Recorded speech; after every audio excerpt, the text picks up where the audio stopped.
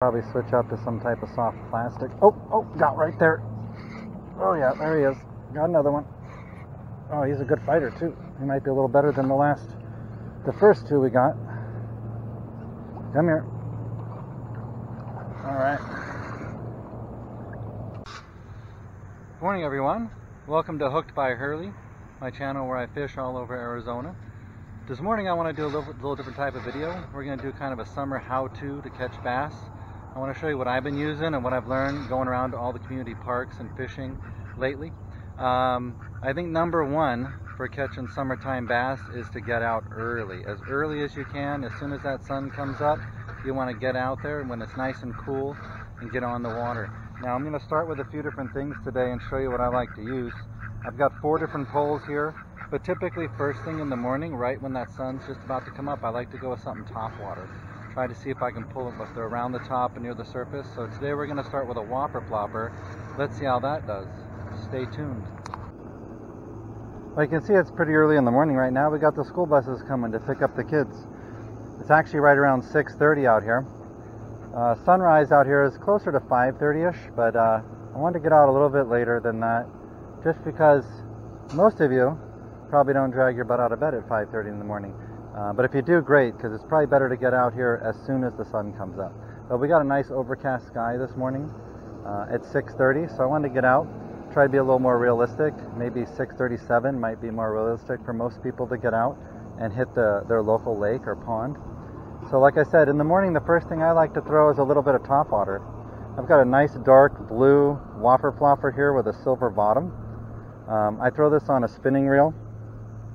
I've got some light line. I think this is about 6 to 8 pound. It's mono, so it's going to stay up on top. It's not going to sink. I can see my line better.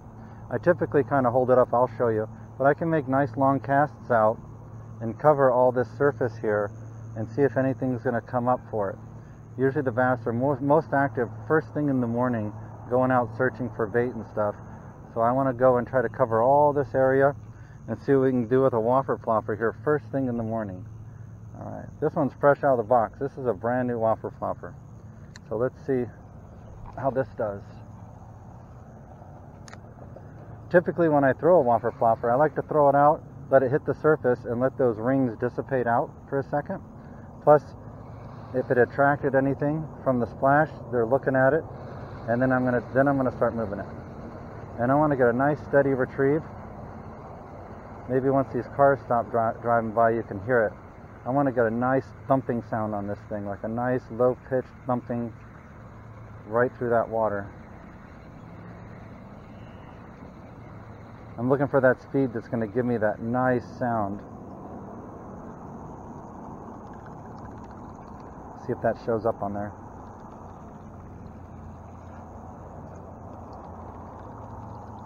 You want a good sound, a nice vibration and sound going through the water. So you got to kind of vary your speeds up a little bit till you find that perfect little pitch you're going to get from it. So again, I let it sit for a second or two, let it kind of dissipate, hope that that splash attracted something over it, and then get it started and bring it right in.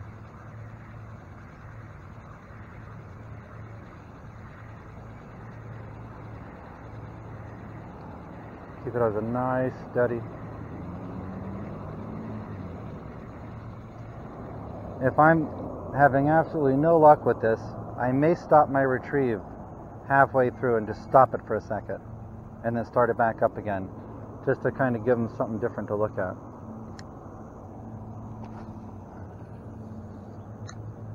I typically do also like to run the shores, the sides, but I got a lot of debris here in the corner this morning, so I might have to get around that somehow, or I'm going to pick it up with the Whopper Plopper.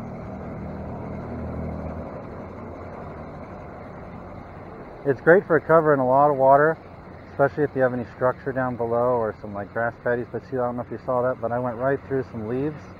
We had a little storm last night, and if you hit something, it's going to stop whopping. It's going to stop plopping. So I'm trying to go around and avoid some of this debris down here this morning. I'm going to go over here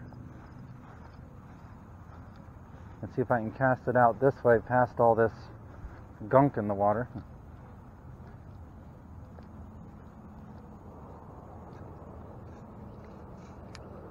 try to come in this way.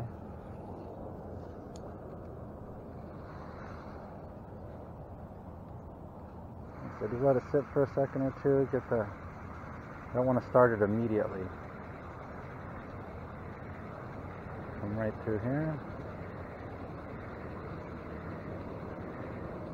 And then pull it out of this junk down here. You can see from the rain and the storm last night, we've got quite a bit of debris in the water.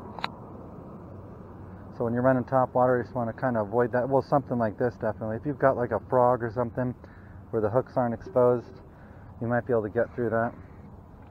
But the Whopper Plopper is definitely going to grab it. So, like I said, I'd like to just definitely let that sit for a second.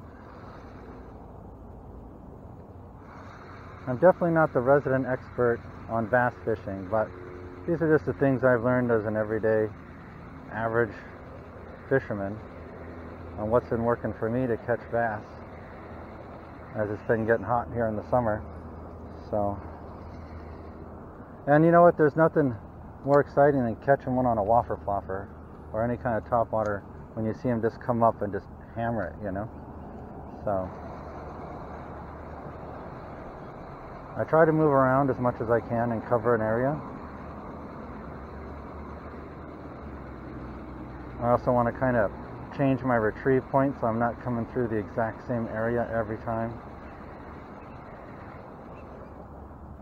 And this morning I'm kind of keeping an eye out on the surface to see if I see any movement, any bait fish, anything moving around the edges, and try to cast near that and go around that.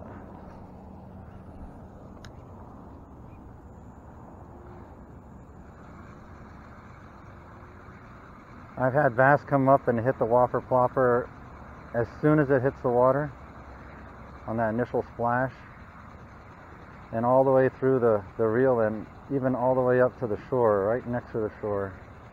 When you're expecting to get ready to pull it out, sometimes whack right there. So just be prepared.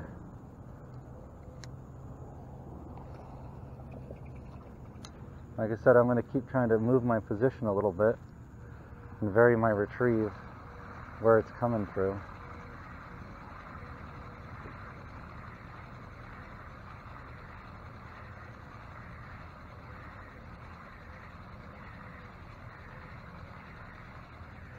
Oh, right there, right there. See, look at that.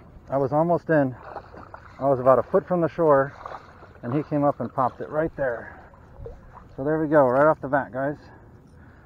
Early morning Whopper Plopper bass on this blue one. And this is the first time I used it. Oh, let's try to get this hook out without getting my fingers, because he got it on the bottom lip. Come here. Oh. Yeah, he got it. He got it between the bottom and top lip. Got his mouth clamped closed there. So we're going to have to try to get this thing out without getting myself hooked in the process. Got the bottom one out. Now let's get the top one out. Yeah, he got himself. He wasn't going nowhere on that thing.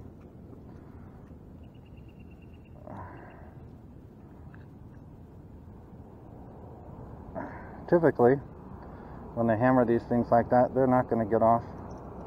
So there you go, guys. Little dink first thing in the morning, but see, the Whopper Plopper picks them up. That was the first one hooked by HURLEY this morning on that blue Whopper Plopper, and he was literally about a foot from the shore there. So, all right, well, we did get one on that Whopper Plopper. Let's grab another good summertime bass lure and get back out there. Okay, the next one we're going to use this morning, another early morning one I like to use, is a chatterbait. I can either use like a nice chartreuse, like a green and white here, and I throw a trailer on there. This has got a 4.5-inch robo worm on here with a curly tail to give it even more action. Or I can go with a black and blue in the morning. Right now I'm going to start with this color, but I always like having like a trailer on there. You can put just about anything on that hook just to give it a little bit more action. This is another great one to cover lots of space. You can let it kind of sink down a little bit on the cast and then bring it in just like a normal. I got a little snag on a rock there, but then bring it right in Nice steady retrieve again.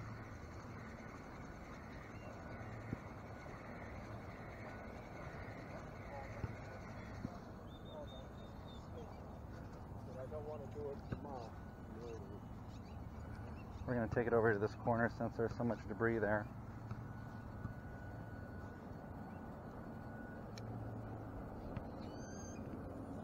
But again, this is just a great early morning bait to cover lots of water. And again, I'm staying back off the shore here a little bit. I don't want them to see me. And I'm moving around the corner here, covering lots of water.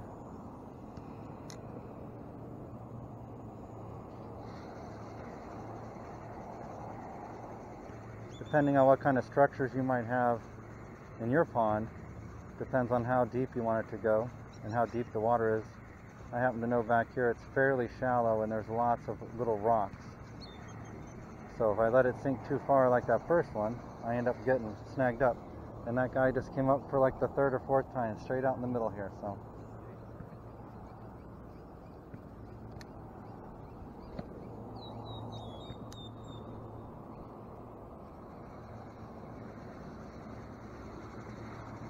I want a nice, good, steady retrieve on this. I can feel the vibration of that blade.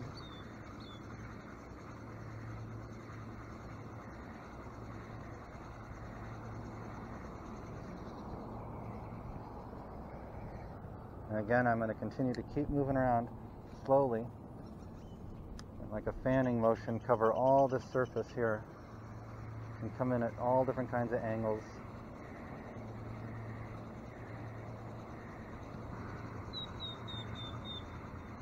So the key to catching bass in the morning is persistence.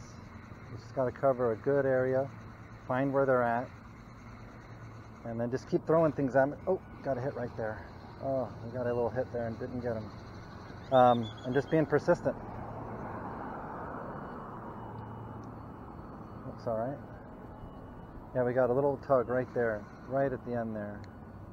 Just missed him. But once you get on the bass and you know where they're at, we got one in the corner here, so we know they're over here, and we've seen 2 or 3 jumping.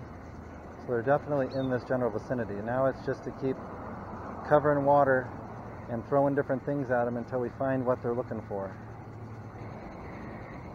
All right, we got one on the Whopper Plopper, nothing on the chatterbait. Let's see what we got to throw at them next. It's a third bait that I like to use early in the morning, especially when I start seeing some of this pooling going on with these bait fish. So I like to switch to some type of like a buzz bait. I've got a red and black buzz bait here. I took off my swivel and tied this on. Let's give this a shot.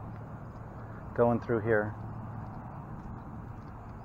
And as you can see, I'm kind of changing up the colors a little bit. I started with that dark blue and silver topwater with the Whopper Plopper, and then I went with the chartreuse and white, bright colored chatterbait. Now I'm going back to a different color. I got red and black here. So I'm trying to throw a little bit different colors at them and different types of lures. But in the morning, again, we're trying to throw something we can cover some space with, cover some water, and try to see what they're looking for.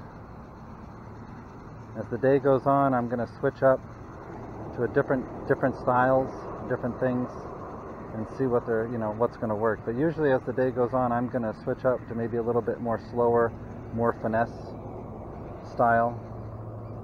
Probably go with some soft plastics.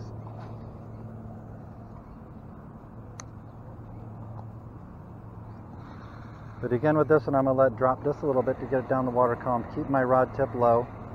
Keep that thing down and give it a nice steady retrieve. Want those blades moving.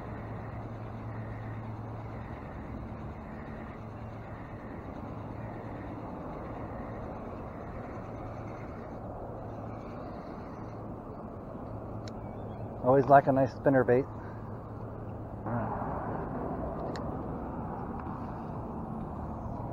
See, I'm really trying to hit all these corners, trying to get it close to the edge and run it through these different directions. We might have, I don't know what we got there. It was not a fight. I think we got snagged up on something. Oh, what do we have here? Oh no, we got a bass right off the bat. He wasn't even fighting, right on the drop. All right, look at that. As soon as that thing hit the water, we got ourselves a little dink here. I thought I was snagged for a second. He wasn't putting up much of a fight. But there you go. There's a spinnerbait. First thing in the morning. We got our second one. Pretty much in that same corner that we got the first guy in. And he's hooked pretty dang good on that. Come on. Alright, let's get it out of there. Alright, so there you go, guys. A little dink though. But we got one that's been hooked by HURLEY on the spinnerbait first thing in the morning here. He hit that thing. I thought I was snagged. As soon as it hit the water and I started to reel in, there was tension, but he wasn't really fighting very hard. I thought I was dragging in a branch or something for a minute there. But there we go, number 2. So the spinnerbait, as you can see, great search bait. So far that corner has been the hot spot over there. Let's keep using this bad boy.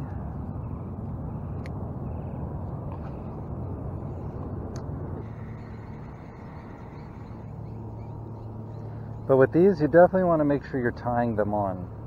You don't use a swivel, a little clamp on these things, the metal ones. Tie these directly on. If you use a swivel with a clamp on it, the thing sometimes it's just going to be twisting and turning and getting jacked up on the cast. So definitely want to tie one of these on.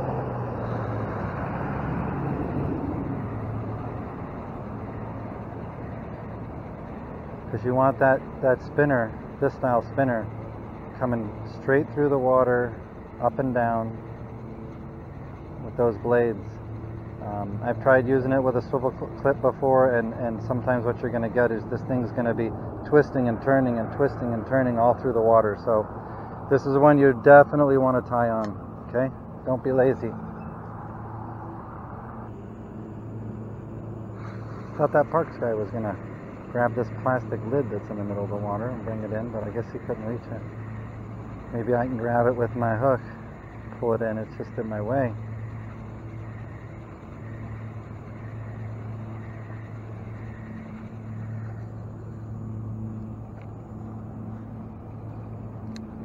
Okay, we're almost back to where we started, and then we can switch up. This is going to be the time after I've spent about a good hour or so topwater, or throwing some spinner baits and lures. And now I'm going to probably switch up to some type of soft plastic. Oh, got right there. Oh yeah, there he is. Got another one. Oh, he's a good fighter too. He might be a little better than the first 2 we got. Come here. All right. Alright, second one on the spinner this morning, and yeah, we've gone up a little bit in size. This guy's a little bit better than the last 2. Come here. And it's the same corner. That's the third one in this corner that we've gotten. So it kind of, like I said, it's all about location, location, location. This morning, used these baits to kind of find where they're at. Gotten a little bit chunkier here. The third one hooked by HURLEY this morning. Second one on the spinner. But so far, the first 3 have been in this corner. So we found the bass. They're in this corner area. So let's switch this up now. Well, this might throw a monkey wrench into our morning. We got a guy over here with a speedboat that just came out here. So hopefully he doesn't come back in this corner and spook all my fish. I was going to throw one more different style of lure here in the morning before I switch over to drop shotting. Typically, if I know it's a little deeper and I can get through the areas, I'll usually go with some type of a square bill. These are a little bit more rounded, but some type of a square bill crankbait to cover a lot of water and see if I can get a bite with these early in the morning. But I know here it's very shallow in the corner, so what I'm going to use instead is like a Shaky Shad billless that I can get through without it going too deep. I can control the depth with something like this. So I switch this back over to a swivel, and we're going to throw this for a little bit before we switch up to the drop. It's almost, it's like 8:30 now. So usually by like 8:30, 9 o'clock, I usually, after a couple hours of sunlight, I like to switch it up to the drop shot when it starts to, usually by now the sun would be beaten down, but this cloud cover is it's been nice, but it also, usually by now I would be going to something different. But let's try this Shaky Shad, like a bluegill style. It's a billless. You can kind of run it through like a normal crankbait. I kind of keep my rod tip up about 90 degrees or so. I don't want it to drop too terribly deep and get snagged up on the bottom. But you can run it right through here, just like vary your speed. You can see it's already kind of picking up some debris off the bottom here. It also has a nice rattle in there, so you can get it. So if I go out here where I know it's a little deeper, another thing you can do with it is let it hit and sink a little bit. And then reel up your slack and kind of pop it a little bit. Reel up and pop. Almost like you're doing a drop shot, but you're going to do it consistent. You're not going to let it drop too much. Just a little reel and pop. Reel and pop. And then maybe just reel it and then stop. And then pop and then reel. So you can kind of play with this lure.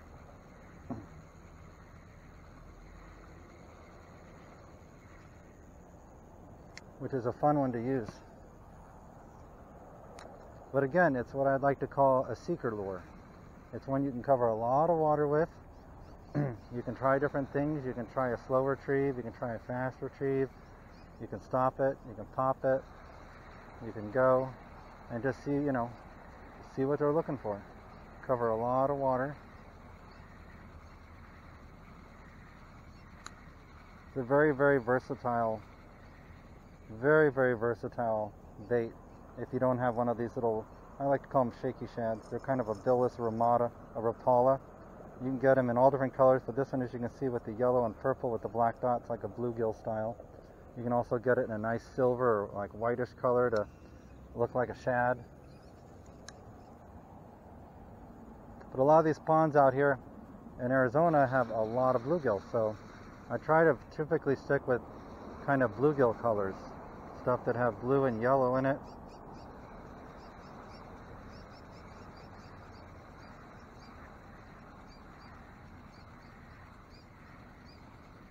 But it's just a great, great, great all-around little bait to have in your tackle box, because you can cover lots and lots of water with it quickly.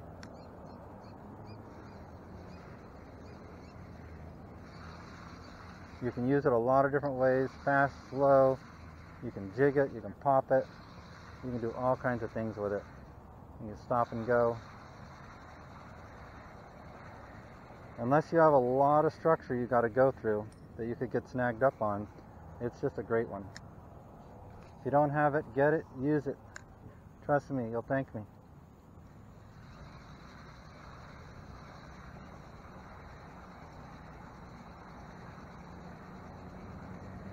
Most of the time I'm running it like a typical, like a typical crankbait. Just gonna have a nice steady retrieve with it. Oh, got one right there. Oh dang, he's running. Oh, let's loosen this up a little bit. I tightened it up because I was helping that Parks guy, Ricky, get something out of the water using my hook. Let me loosen it a little more. But look at that, right off the bat, we got one with the shaky bluegill. All right, come here. Feisty bugger in the morning. Come here. Get up here. All right. Now check out where this guy got hooked at. In the top of his head. So I don't know if he took a swipe at it or if I just hit him on the way through. But either way, we got one. Another one hooked by HURLEY. Little dinker, but he's chubby and he put up quite a fight, almost a pound. So there you go. Another great little lure to use in the morning, like I said. The shaky head. Go with what works for your pond. Get a couple different colors and try this one out. It's a lot of fun. So there we go. Got one off the bat already with this guy. Let's get back out there.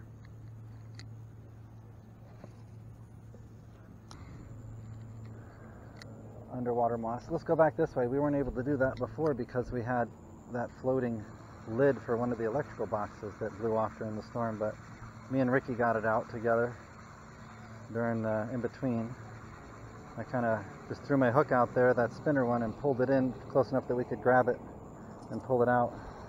That's why my drag was so tight when that bass bit, because I was trying to help him pull it in without snapping my line. Get some of this mud off of here. Alright, let's get back out there. We're burning, I don't want to say we're burning daylight, we're burning cloud light. Let's try to get some more this morning with the shaky head here. I think that's what it's called. I call it a Shaky Shad, but I have to look up, see what the exact name is. But you'll see it. They got them at Walmart, Target, Big Five, you know, obviously Bass Pro and places like that. You could even go on. Oh, got one right there. Oh, dang, that's the third one we've got in this exact same spot. They are in this corner this morning. I was going to say you could also probably get it on Amazon too. Alright, they're getting a little bit better this morning. Definitely getting a little bigger. This one's probably the biggest one of the day so far. Right there. We didn't hook this guy in his head. He got it in the mouth, so he was definitely taking a shot for it. Oh, another one hooked by Hurley. These guys in this pond are fat. Definitely like a good pounder right here in the morning. It's not hard to get summertime bass. You just got to get out early and really cover the water with a bunch of different kind of lures. See what they want. So far this corner right here has just been the prime spot. Right up about a foot or so, foot and a half off the wall. Now we've seen a couple of decent sized ones jumping out a little deeper, so. We didn't get any bites on the way through on the first drop shot run, but what I decided to do, I'm going to still use the same green pumpkin worm, but I want to use one that's just a standard out of the box here. We got Zoom, Super Salt Plus Finesse green worms, pack of 20 here. I got it from Big Five for like $6.50, a pack of 20. I want to take a fresh one out of here. No spike it, because you guys may not have that spike it at home. Just something I wanted to try. But I'm going to Wacky Rig it for this second trip through. I had it nose hooked the first time. Now I'm going to go Wacky Rig. Try to go just about middle here. The front side is a little heavier than the back side, so just like that, hook exposed. I was running this about 8 inches down the first time through. I'm just going to move it down a little bit, a couple more inches. So like I said, it's pretty versatile in that way. You can fish it straight up and down on the nose. You can go wacky, you can change the weight, you can change the depth of the weight. So we're going to do that. We're going to change the presentation, and we're going to change just the level of the hook, the height, not or the weight, not the weight. We're going to keep the weight the same is what I mean. Alright, so now let's go around on the Wacky Rig. And this is just regular worm. I didn't know, no spike it or anything on it. Green pumpkin, right out of the package. A fresh one. What you guys can pick up at your local Walmart. Pick it up on Amazon. Big Five, which is what I got that one from. Sometimes my Walmart doesn't have certain colors, so I go to Big Five, even though they're a little bit more expensive. But being down in Maricopa, I don't have a lot of options, so.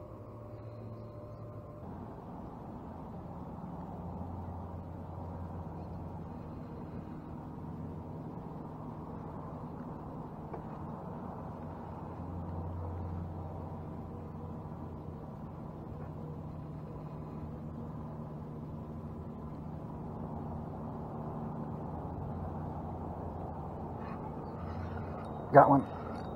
I let it sit there for a minute. Or are we snagged? Ah, dang. We snagged. Surprised, I don't normally snag on stuff out that far.